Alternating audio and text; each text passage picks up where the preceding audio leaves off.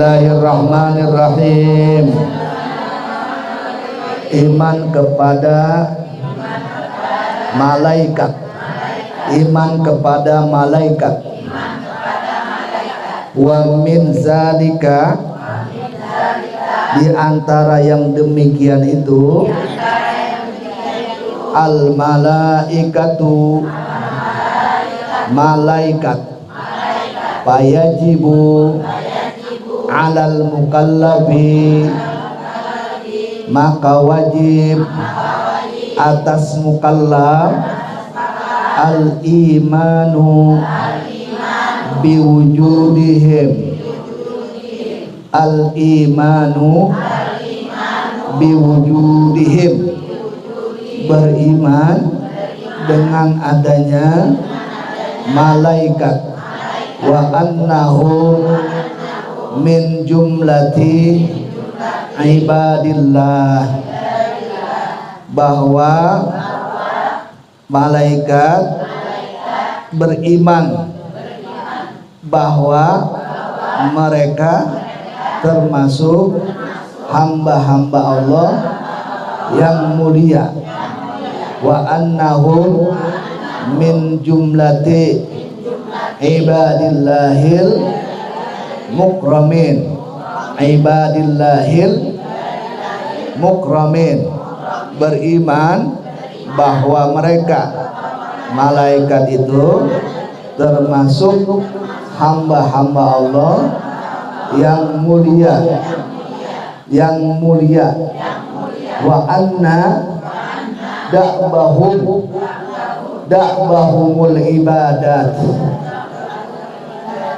beriman bahwa adat kebiasaan mereka beribadah.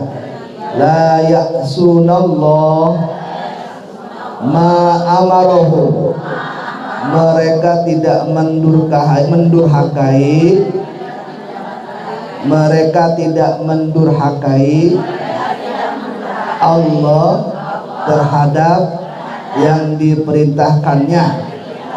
Wa yaf'aluna, dan melakukan ma yu'marun, terhadap yang diperintahkan. Sekedar pengertian singkat tentang malaikat yang kita mau pelajari, ya. Kira-kira sebelumnya udah kenal sama malaikat atau belum ini? Ya, malaikat, ya, namanya malaikat, kenal apa belum kira-kira? Malaikat, namanya sering dengar Bu ya? Ya, apalagi malaikat Ajrail, jangan Ijrail ya, yang aslinya Ajrail. Siapa itu? Itu malaikat, iya ini Bu, yang semuanya bakal didatengin malaikat itu, ya. Makanya kita harus kenal dulu nih yang namanya orang Islam, mukmin, harus ngerti dan tahu, ya, mengenal yang namanya rukun iman. Rukun iman ada berapa? Nah, diantaranya itu yang kita pelajari sekarang apa? Percaya kepada malaikat, ya. Rukun iman yang keberapa tuh kira-kira ya kepada malaikat? Al-imanu billahi wa malaikatihi wa kutubihi wa rusulihi la nufarriqu baina ahadin min rusulihi wa qalu sami'na wa ata'na ghufranaka rabbana wa ilaikal.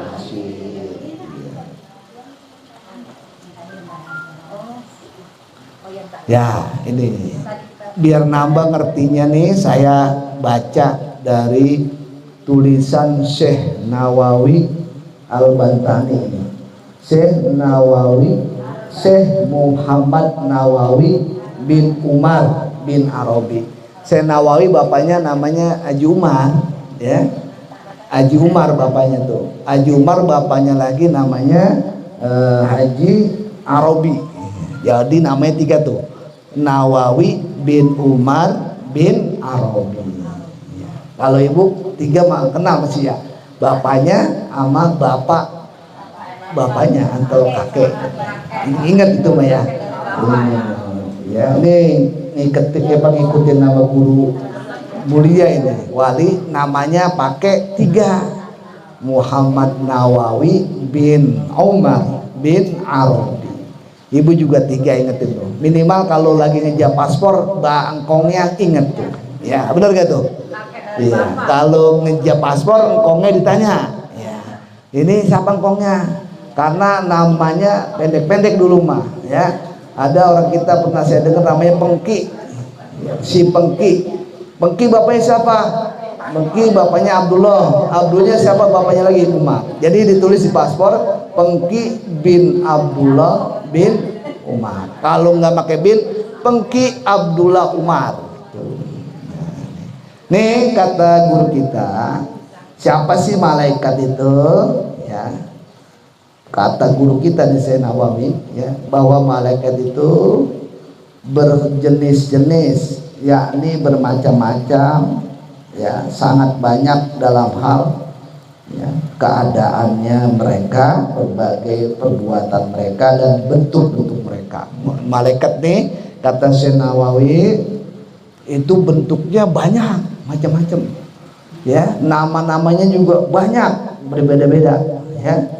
Kemudian itu keadaannya juga berbeda-beda.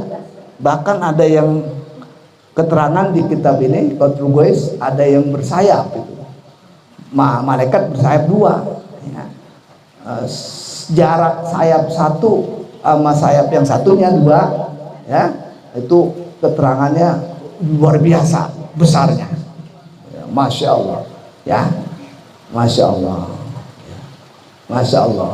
Makanya ada orang yang bersama Nabi, 5 sahabat Nabi, dibukakan kasab, kebetulan ngelihat, dikasih lihat atau bisa ngelihat malaikat, langsung meninggal, ya, karena nggak kuat. Iya, ya. Malaikat itu ada sahabat Nabi itu, dalam Nabi itu, ya, itu luar biasa, ya, jarang yang melihat malaikat, ya. Ada nggak sekarang nih yang bertugas malaikat? Jibril dah yang dulu nganterin wahyu, sekarang ngapain kerjaannya katanya? Kan wahyunya udah habis ya, udah selesai ya Al-Qurannya, hah? Ngapain kira-kira sekarang? Ada yang nanya nggak? Ya, gimana Bu Haji?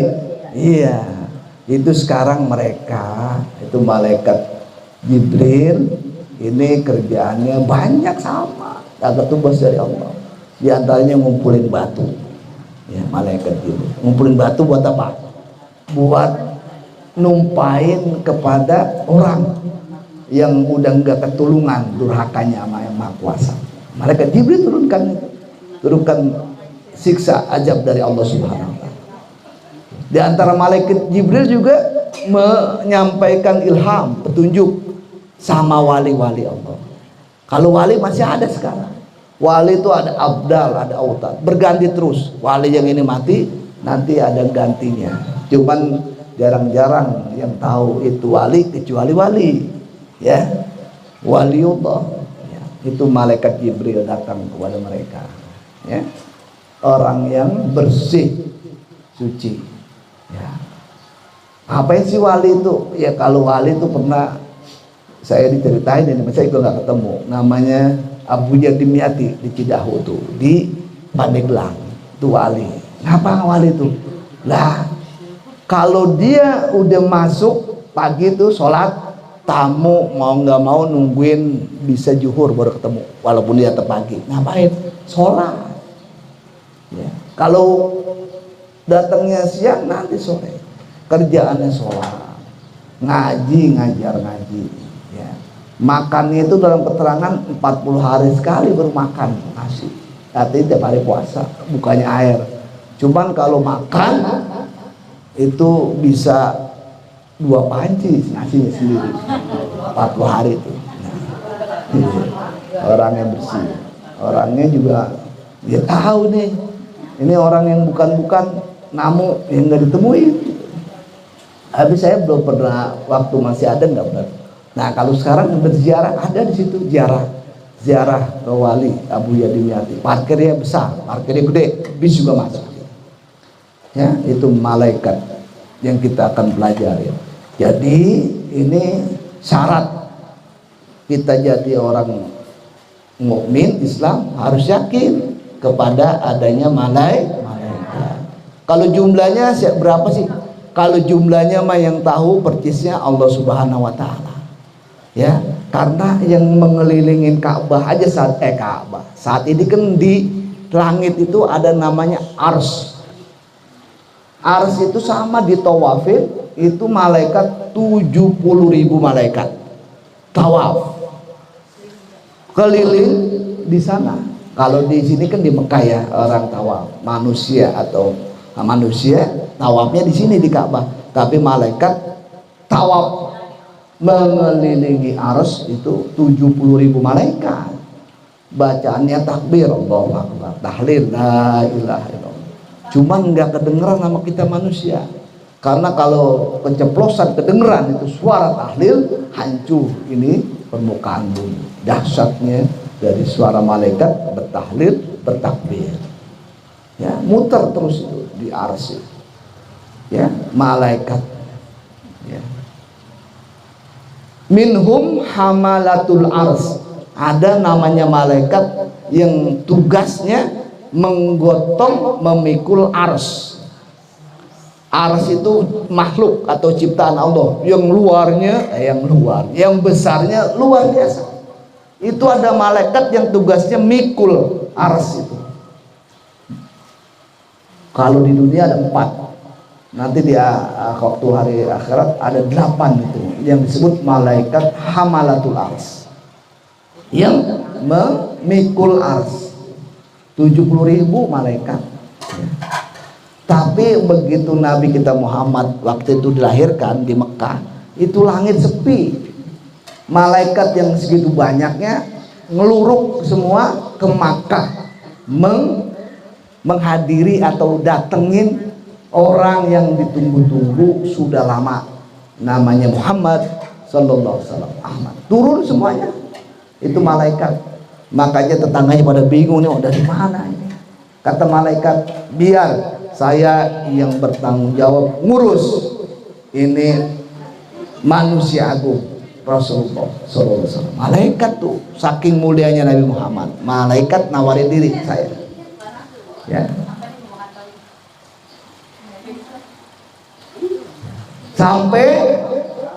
Sampai binatang seluruh dunia binatang ngomong juga, wah udah ini bagian saya yang siap mengasuh, menjaga ini baginda Rasul.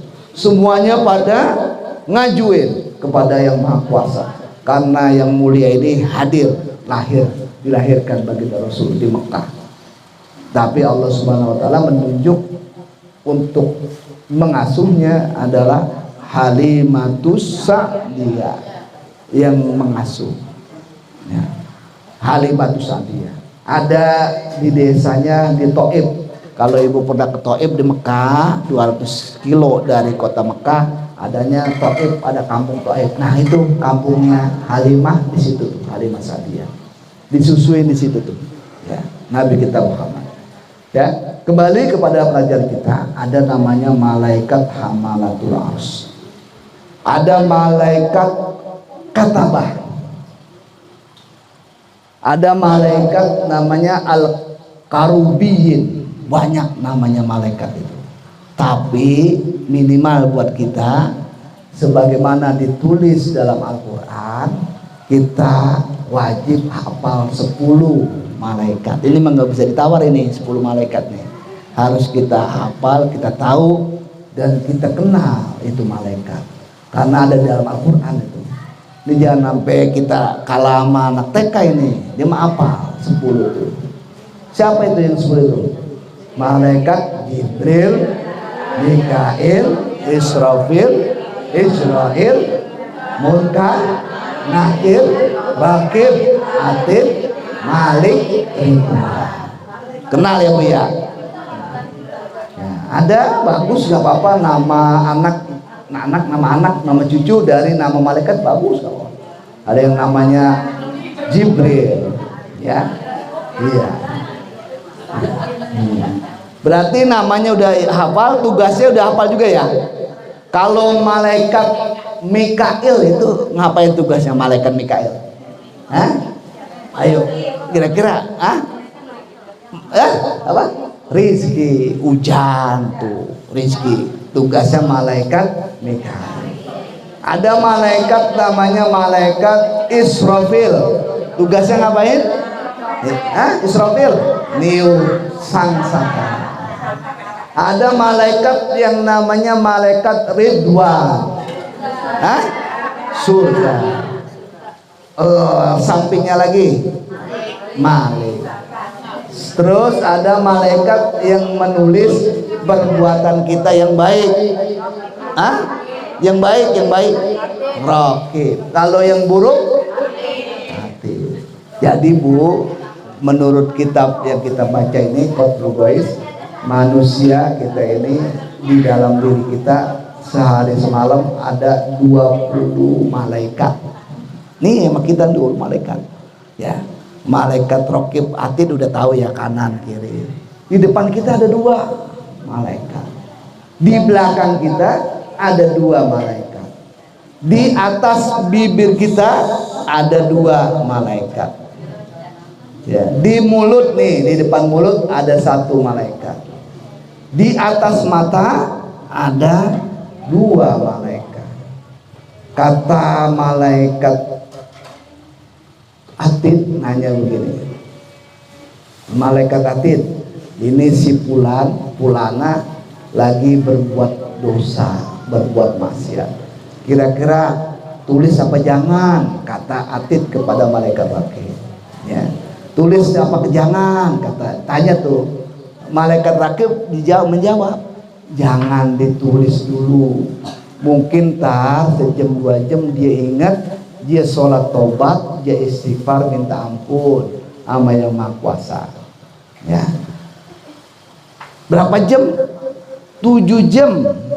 Begitu 7 jam enggak tobat-tobat, enggak ingat-ingat, baru ditulis penunjukan kepatuhan kepada Yang Maha Kuasa.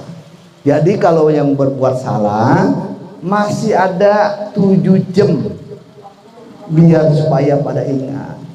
Minimal dia sholat zuhur, asar ingat lagi, dia istighfar habis sholat, astagfirullahaladzim, astagfirullahaladzim, ya Allah ampuni saya. 7 jam, lama nggak kira-kira? Itu bijaksananya Yang Maha Kuasa. Cuman kadang-kadang kitanya juga nggak ketulungan, keterlaluan juga, ya. Iya, kalau nggak ingat apa bablas, nggak ingat sekali. Bisa repot urusan ini. Kalau lupa nggak sholat ketinggalan ya buru-buru sholat. Jam berapa baik sholat? Ya, itu masih diberi kesempatan itu sama Yang Maha Kuasa. Kita itu malaikat aja ngomong begitu tuh, bijaksana malaikat. Jadi jangan ditulis dulu malaikat Atid. Nanti 7 jam tunggu, insya Allah dia bisa ingat, taubat sama kuasa diampuni, istighfar. Ya, malaikat ya. Ini sekarang kita juga ada 10 malaikat nih. Gantinya kapan? Nanti maghrib ganti lagi. Jadi tuh kalau siang 10, kalau malam 10. Jadi setiap manusia, tiap kita nih orang ada 20 malaikatnya. Banyak nggak? Malaikat direkam terus, ya, direkam terus ini malaikat, masya Allah, ya, malaikat biar pada ingat ini ya, ya, malaikat. Ya. Ini saya kembali kepada malaikat Jibril tadi. Jibril apa tugasnya? Malaikat Jibril? Menyampaikan malaikat Jibril. Ini Bu, informasi yang penting. Ini malaikat Jibril luar biasa kemampuannya, keahliannya. Mengapa? Dia dapat dari Allah Subhanahu wa Ta'ala berupa Al-Quran itu nggak ada huruf, nggak ada suara. Dari Allah itu nggak berbentuk huruf, nggak berbentuk suara. Tapi dengan keahlian Jibril disampaikan kepada baginda Rasul Nabi kita Muhammad Sallallahu Alaihi Wasallam udah rapi. Ya, bahkan turun pertamanya yang disebut nuzulul Quran dari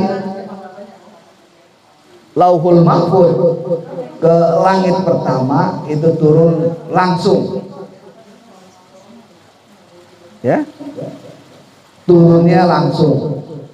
Satu Al-Quran turun langsung rapi dari surat Al-Fatihah terus sampai An-Nas.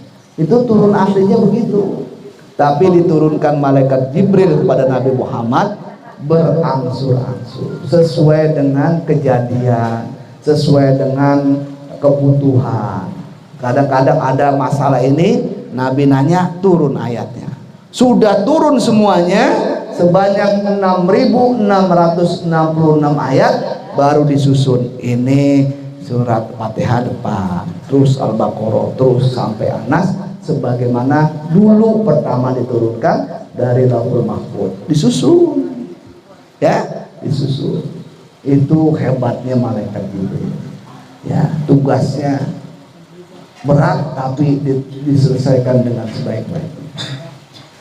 Pada kesempatan kali ini, ya, saya menyampaikan untuk pribadi dan juga semuanya, ya, bersyukur kalau sekarang ini sudah ada rutinan atau dawam walaupun sedikit seminggu sekali, yakni baca Quran. Ini dari para guru pesen nih kepada kita nih, luar biasa, bahwa baca Quran itu ibarat kita nelen obat.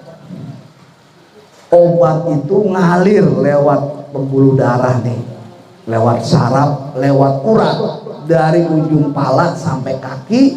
Ini ngalir dari bacaan Al-Quran yang dibaca itu, ya, di badan kita, sehingga tuh ya, orang yang ada bacaan Al-Quran di badannya itu menjadi luar biasa, ya, diberikan sehat barokah dengan bacaan Al-Quran. Walaupun bacanya misalkan seminggu 1 juz nggak apa-apa, sekali baca hari ini 1 ayat, besok 1 ayat, 1 juz 1 minggu. Itu ibaratnya kita minum obat yang ngalir ke seluruh tubuh badan kita, ya, karena ini jawaban bagi Allah Subhanahu Wa Taala kepada kita yang kagak berhenti urusannya banyak. Apa aja yang kecil bisa jadi gede, yang gede bukan tambah kecil, tambah gede lagi urusan. Makanya itu dikasih Quran biar jangan enggak baca. Karena kita ini yang disebut manusia urusannya enggak berhenti. Itu baca Quran. Semampunya 1 ayat baca 1 ayat. Ya, itu ibarat minum obat, 1 obat ngalir semuanya ke sel-sel badan kita. Itu luar biasa Al-Quran itu. Karena setiap hurufnya mengandung sir. 1 huruf sir, rahasia yang luar biasa. Bismillahirrahmanirrahim, bacaan Al-Quran itu setiap huruf ada sirnya, ada rahasianya yang luar biasa. Siapa aja orang yang baca Quran, ya, yang ada di badannya itu bacaan Al-Quran, insya Allah yang Maha Kuasa kasih solusi, kasih jalan keluar apa aja yang dihadapi, apa aja yang jadi urusannya. Baca Quran, jangan apa yang nggak baca. Mungkin pertama-tama mah disuruh pakai list baca seminggu, nggak apa-apa itu. Cuman niatin dari sekarang, saya baca Quran sebagai wujud taat kepada yang kuasa. Ya, saya baca Quran biar dapat barokah. Saya baca Quran biar terang hati saya. Saya baca Quran biar urusan-urusan saya selesai. Saya baca Quran, ikut ini baca Quran. Jangan sampai nggak niat, karena kalau nggak niat nanti jadi perbuatan yang sia-sia. Niatin baca Quran, walaupun seminggu sejuz nggak apa-apa, dawamin tuh, karena itu udah dijamin. Dari setiap hurufnya ada sir, ada rahasia yang luar biasa. Ada yang pernah dengar namanya Imam Ahmad bin Hambal.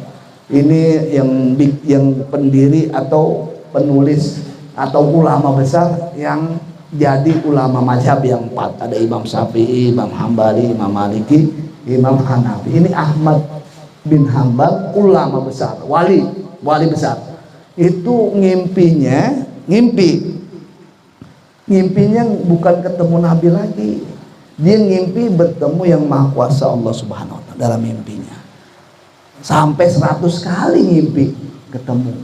Yang ke-99 dalam mimpinya dia nanya sama yang Maha Kuasa, "Ya Rabb, ya Allah, ini apa sih ibadah yang bisa membuat manusia, membuat aku ini bisa dekat dengan Engkau ya Allah?"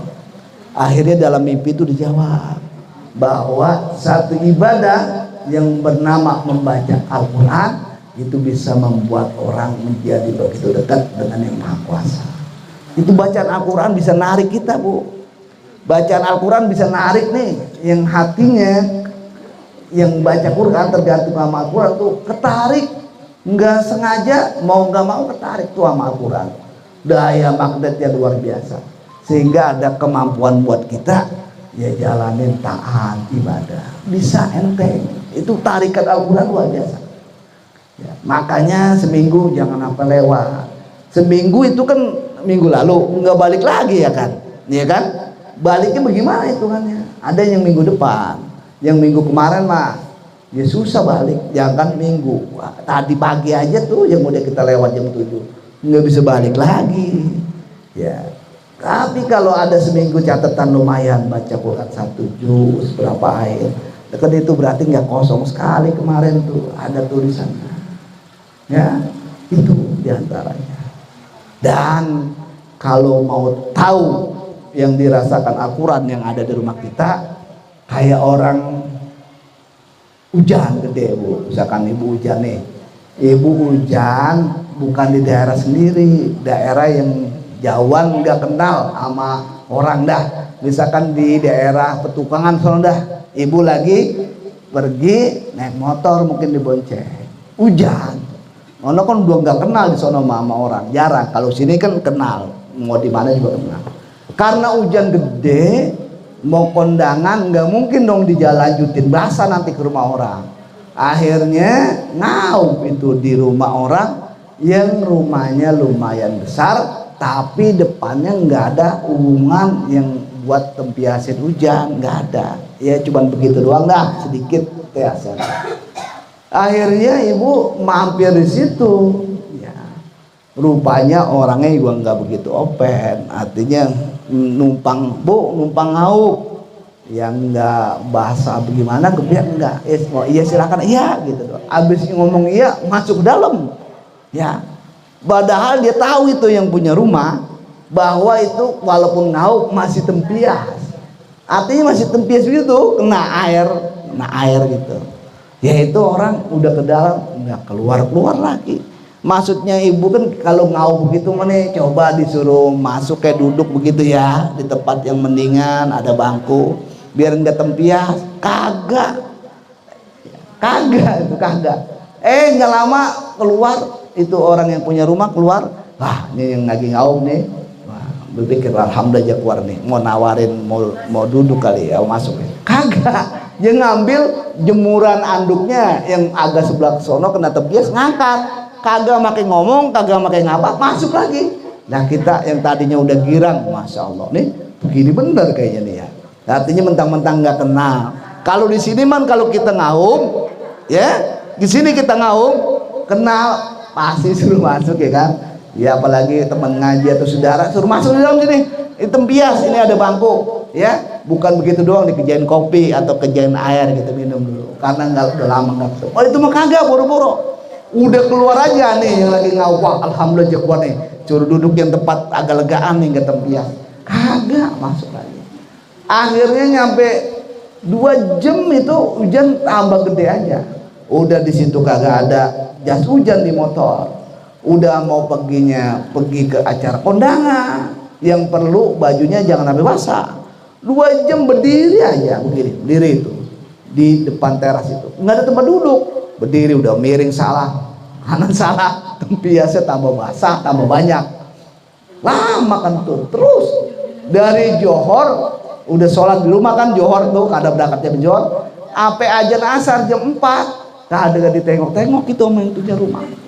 Ya, kagak ditengok sekali. Kira-kira itu tersiksa nggak? Sedih nggak kalau begitu? Sedih. Itu Bu maksudnya saya cerita.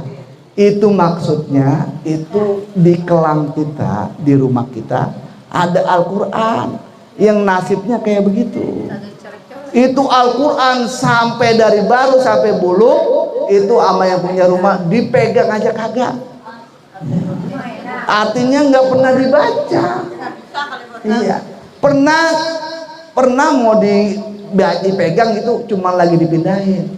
Wah, ini ngapa Al-Quran di sini? Dibaca kagak, dipindahin doang. Udah dipindahin, ditumpuk-tumpuk lagi sama kalender tinggi. Kata Quran, masa gua begini bener ya? Nggak pernah dipegang, nggak pernah disapa, nggak pernah dibaca. Ditumpukin kalender lagi. Ya. Kadang-kadang ditumpukin sama biskuit, sama kaleng regar. Kata Al-Quran, sedih bener ini buat Al-Quran. Itu maksudnya keadaan Al-Quran tuh begitu maksudnya. Ya sekali-kali mas, seminggu sekali dipegang, insya Allah dia bersih, dia rapi. Al-Quran kalau dia ngomongnya kedengeran sama kita, wah kita pada lari tuh. Itu tadi maksudnya tuh cerita begitu. Itu Al-Quran dari baru sampai lusuh sampai rusak nggak dipegang-pegang, kagak dibaca-baca. Ya kalimat udah dipegang gitu kata Quran, oh, nih enak nih, soal dibaca nih. Kagak dipindahin doang, ditaruh lah gitu Quran. Udah dipindahin sama anaknya, ditutupin kalender, dikasih tisu, kata Al-Quran begini bener nasibnya. Padahal dia yang memberikan syafaat bagi yang membacanya Al-Quran. Al-Quran itu kan ada di Nabi, jadi mulianya Nabi karena di dalam Nabi, di dalam badannya ada Al-Quran. Karena hulukuhul Quran. Kalau mau tahu Nabi itu bagaimana hidupnya, akhlaknya, ya Al-Quran itu. Makanya Nabi begitu mulia karena ada Al-Quran. Orang dulu mah sebelum dia sekolah, sebelum dia kerja apalagi, sebelum dia kenal sekolah SD, SMP, disuruh ngaji dulu pasti. Bener gak tuh? Minimal mah kenal huruf, bisa ngaji. Ya, ngaji itu banyak di tempat-tempat ada yang ngajarin ngaji. Ustazah atau siapa pada ngaji dulu, rombongan. Kalau nggak ngaji dulu itu ketinggalan zaman. Mengapa? Karena di rumah nggak ada TV, nggak ada apa, ini ngapain di rumah? Temennya pada rame-rame jalan. Waktu dulu mah kagak ngaji itu satu aib, gak enak. Karena semuanya pada ngaji, ya, pada ngaji. Karena di rumah ngapain? Di rumah gelap, nggak ada TV, nggak ada apa. Kalau di tempat ngaji ada petroma. Bener nggak? Petroma apa obor itu? Patromak. Iya, patromak. Yang patromak itu minimal 2 minggu sekali sama kiainya dihapus apa namanya tuh, kaca nakonya ya, dihapusin tuh biar bersih, biar supaya nanti pas dipasang terang lampunya. Bukan itu aja, kalau itunya kurang ada kompanya tuh. Apa itu kompanya? Iya, kaos lampu ya, di kompak terang lagi. Nah, ya kita juga begitu. Ya, kita itu maksudnya orang dulu itu ngajarin kalau udah agak buram dibersihin itu hatinya tuh, pakai apa, dibersihkan hatinya, dikompal lagi pribadi kita. Dengan apa? Dengan ya seperti ini nih. Ngajak bawa badannya ke tempat mandis-mandis itu, ajak badannya ya, ajak apa namanya kita ini pribadinya ke tempat-tempat seperti ini untuk ngecas, untuk ingetin.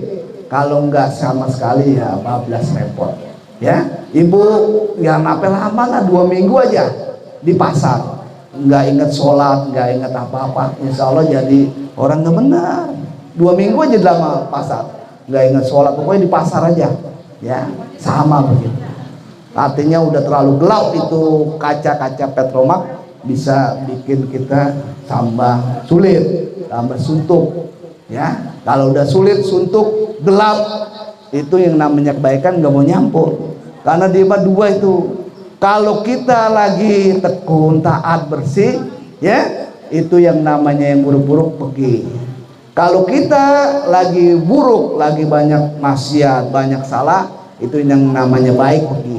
Jadi dua itu, kalau dia datang yang satu pergi, Kalau dia satu begini datang, ya itu nggak mungkin bisa bareng-bareng, ya nggak mungkin juga bisa bareng-bareng, nggak bisa. Itu mau apa namanya, udah ketentuan yang maha kuasa.